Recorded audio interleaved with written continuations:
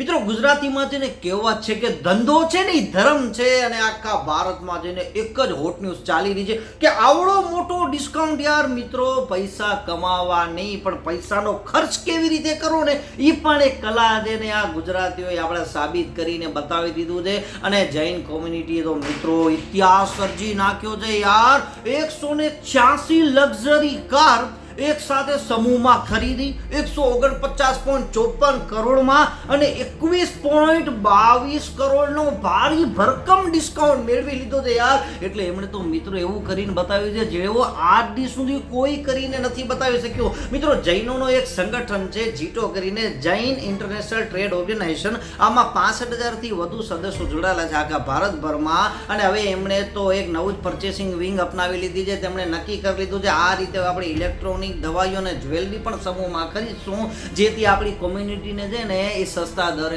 મળી રહે ને ભારી ભરકમ આપણને ડિસ્કાઉન્ટ મળી રહે યાર. અને આ જ મોડલને અપનાવ્યો છે ગુજરાતના ભરવાડ યુવા સંગઠને. મિત્રો તેમણે પણ એક નવી પહેલ અપનાવી છે. એક સાથે 121 જેસીબી મશીન ખરીદી લીધા છે અને એક જેસીબી ઉપર 3.30 લાખનો ડિસ્કાઉન્ટ. આમ મળીને કુલ 4 કરોડનું ડિસ્કાઉન્ટ મેળવી લીધું છે ને પૈસાની બચત કરી લીધી છે. અને આમનો ઉદ્દેશ્ય મને બહુ જ મસ્ત મજાનો લાગ્યો. તેમણે નક્કી કર્યું છે કે આપણા જે યુવાનો છે ને એમને સ્વરોજગાર બનાવવાના છે, કોઈ ઉપર નિર્ભર ન રહે.